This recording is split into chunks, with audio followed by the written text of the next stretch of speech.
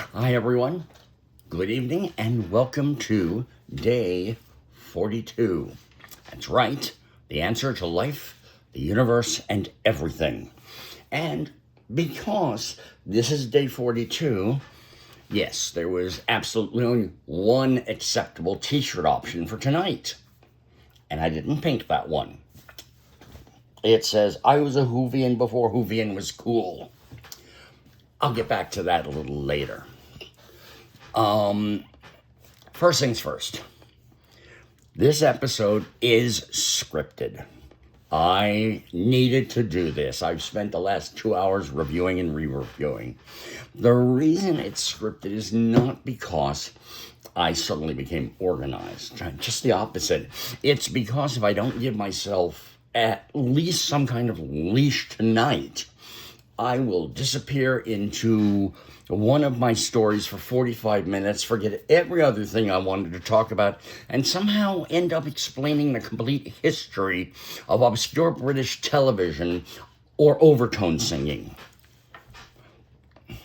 Actually, there's still a pretty decent chance that's going to happen.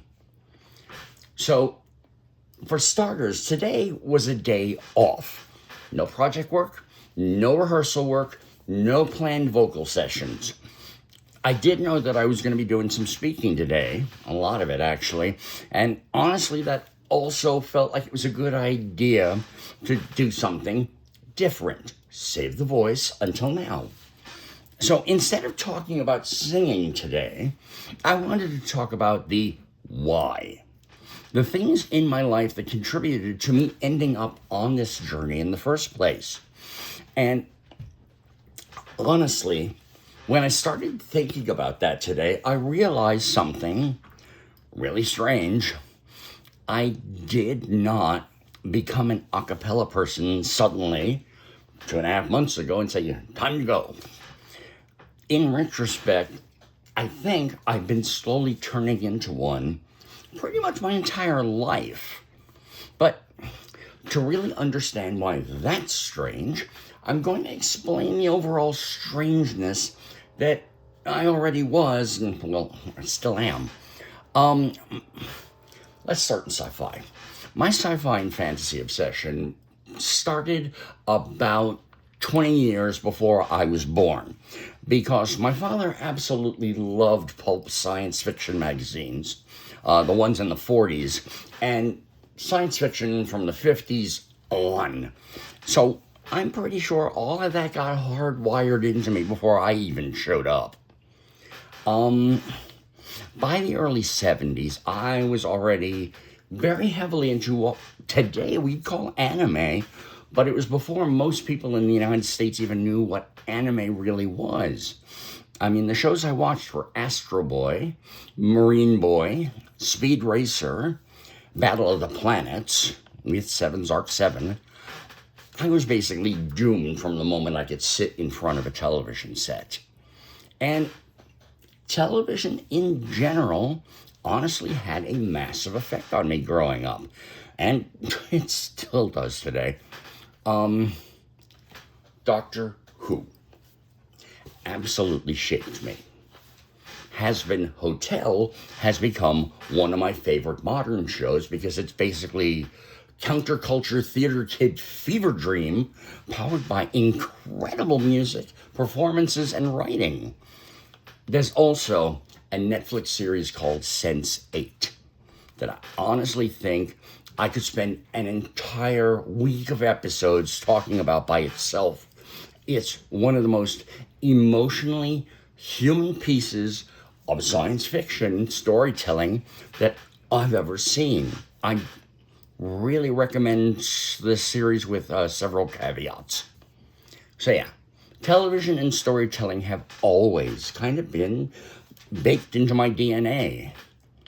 So on top of that, music was actually weirder. I was kind of actually a late bloomer there. I listened mostly to my parents' music growing up. A lot of doo-wop, a lot of folk music from the 60s and 70s. To this day, my favorite artist is Jim Croce. And honestly, looking back now, doo-wop influence especially feels sort of important because somewhere in there I was already falling in love with harmony, layered vocals, singing the low notes, before I even understood what it was I was into. My first real snap of realization of what music did to people, it isn't going to sound completely ridiculous, but one of the most vivid memories I have of the way music affects people was suddenly hearing all of these girls in my high school, my junior year, all singing like a virgin. And the words alone shocked me, but some of the girls who were really into the song were actually very quiet, reserved people. But, this is great. This is what the music's doing to them. And not even from a musical standpoint. It was more from a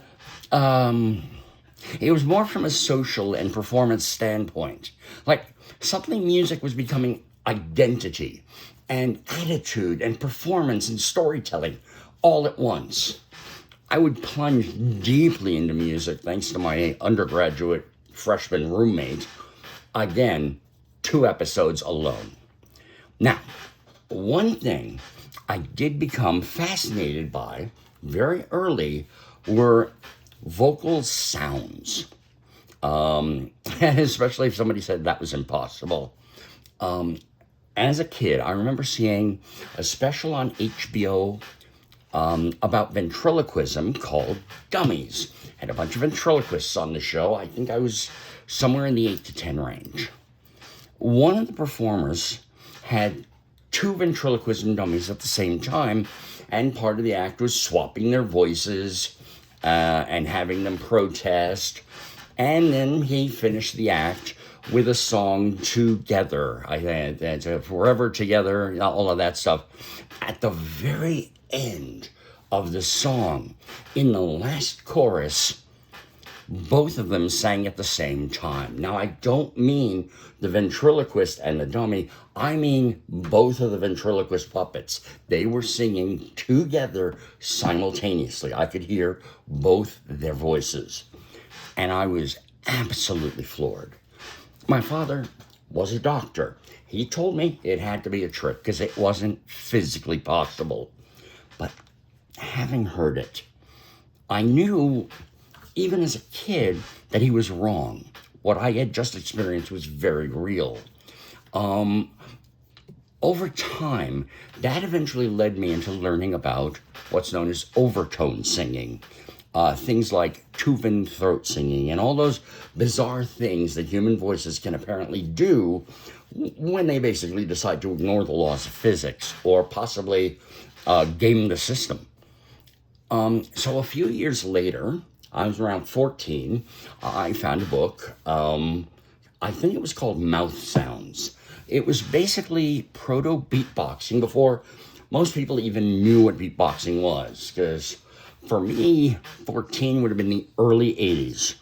Yeah, there was stuff out there, but it wasn't really mainstream. Everything in the book was really, really simple. Simple vocal tricks, trilling your lips.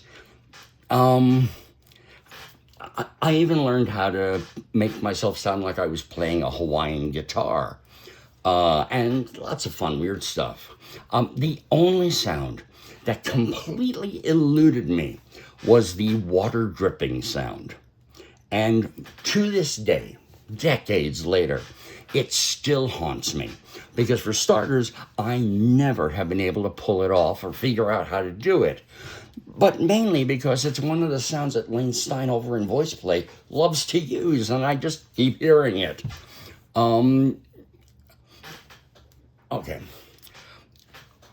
Moving out of music, but just performance in general, I had actually already been on stage for years by this point. I was in one of those small elementary schools that required every student to participate in at least one performance activity every year, whether it was a Christmas show or for the older kids a musical or a play. So choral performances, acting, and things like that, there was no stage fright because I was doing it from an age before that actually existed. Basically, performance and storytelling had already become part of my life really early.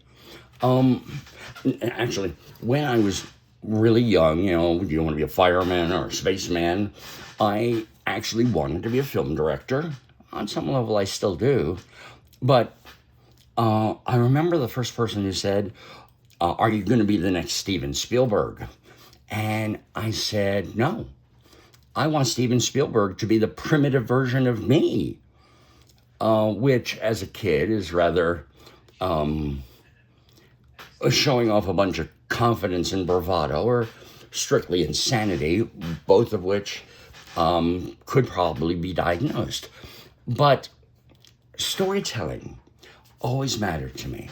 Performance always mattered to me. The emotional connection between performer and audience always mattered to me. And I'm going to give you 3 moments from my theater experience that permanently changed how I think about audiences and the power of performance. The first one was in my high school years during a performance of My Fair Lady as Henry Higgins. Yeah, singer but doesn't sing. A major prop broke on stage and completely disrupted the scene because it was pivotal for the scene to continue. It was one of those moments where everybody internally is going, no, oh no, oh no.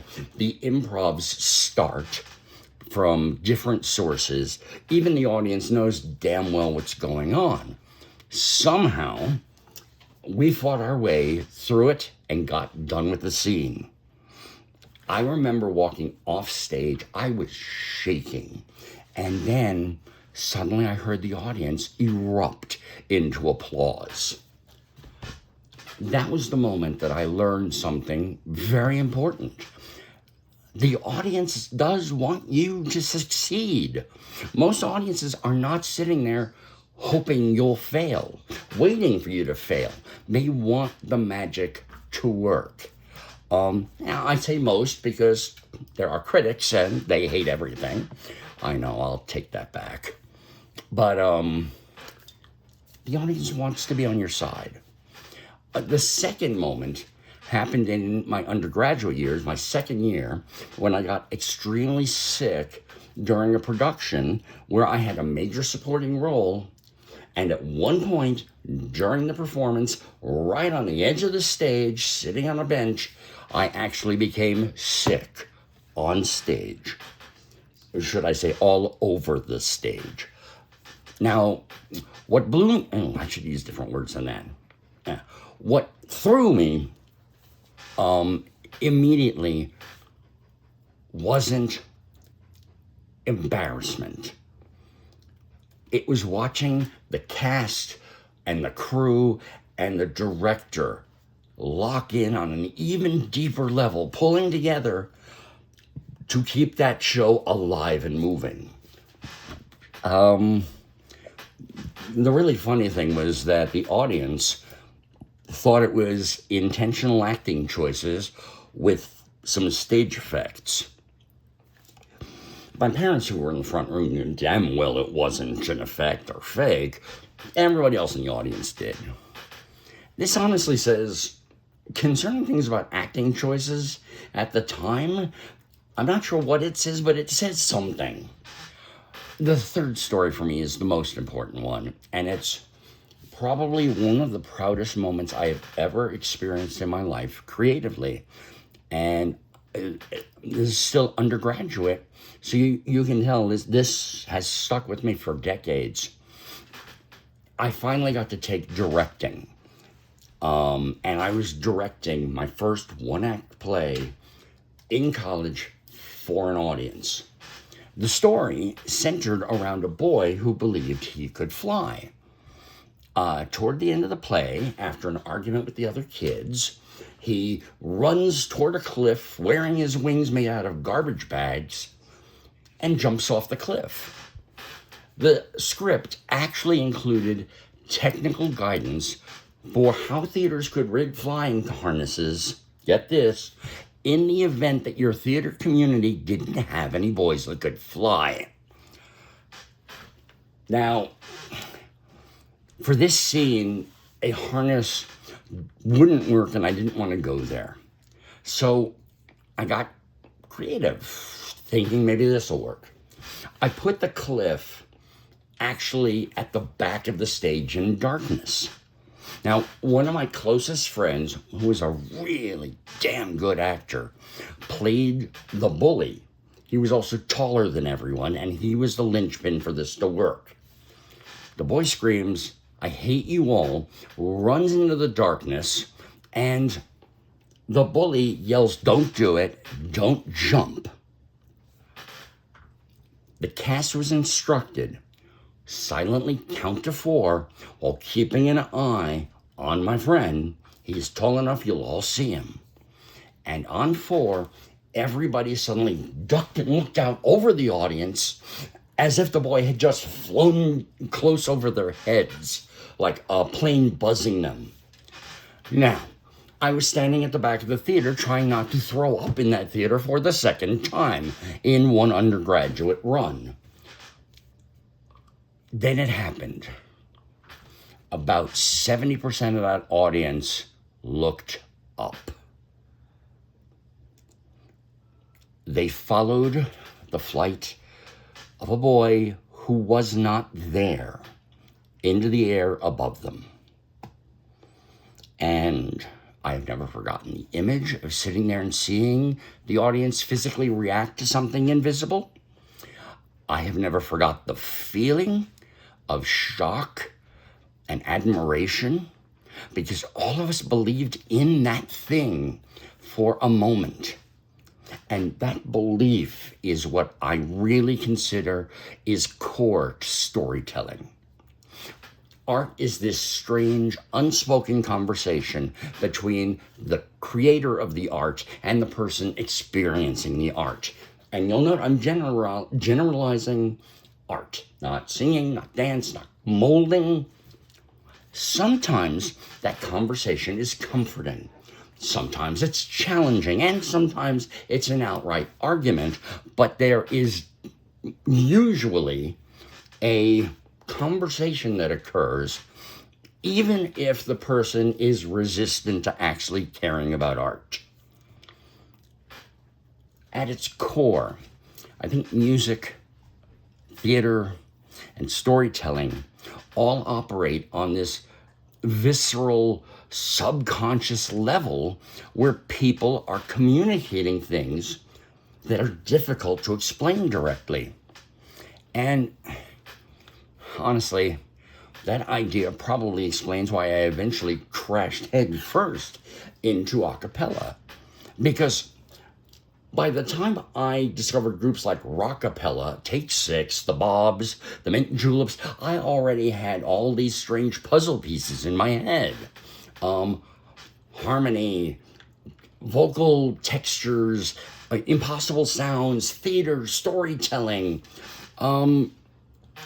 beatboxing, hitting low bass notes and overtone production. I didn't even know what half those terms meant. All I knew is when they say, "What time is it?" you answer, it's, Carmen Sandiego theme starts. And now you're all thinking it if you know what I'm talking about. Anyway, one night I watched this sing-off and saw 5 kids from Texas on the first week walk out and perform E.T. And then I heard it. That sound. Overtone production worked into modern a cappella performance. My reaction, hearing that sound in this group of kids, I was in my 40s, I think. I can call them kids at that point. My reaction was immediate. I turned to my spouse and said, not only are they going to win this show, they're going to change things. And I did this as I'm standing up in my chair so fast, I'm practically on my face. Now, somewhere since then, along the lines, I also apparently became the kind of person who buys VIP tickets to Home Free and Pentatonics concerts. I will say the Pentatonics concert I did right after they had won, so the prices were much lower. But this probably should have begun tipping me off earlier that I might be somebody who wants to be part of a cappella. But honestly, the weirdest thing about this entire journey is that I truly started it with basically no real practical performance background in music, no training. People liked listening to me sing in the car. This whole thing was powered almost entirely by a combination of fascination, love, and absolute passion. And I think that's why I decided I wanted to journal this publicly. I love stories. I love sharing stories. My spouse joked that if they tell the story of how we met, it takes 5 minutes, if that. If I tell the story of how we got together, 20 minutes, absolute minimum. And for a while they kidded that it got longer every time I told it. And they were absolutely correct. One thing I hope people eventually understand after listening to this journal as a whole for a while is that this really wasn't a calculated performance project. Part of doing this publicly is not just for everyone else.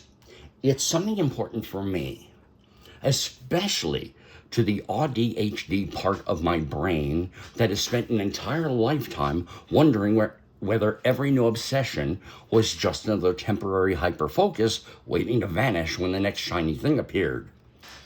I asked my son and my spouse directly. You've seen how immersed I am in a cappella right now. Be bluntly honest. If it's a hyperfocus, how long do you think it'll last? And my spouse surprised me because I know I've had hyperfocuses that last for 2 weeks, maybe a month. And they looked at me and said, 6 months. And I just sort of stared.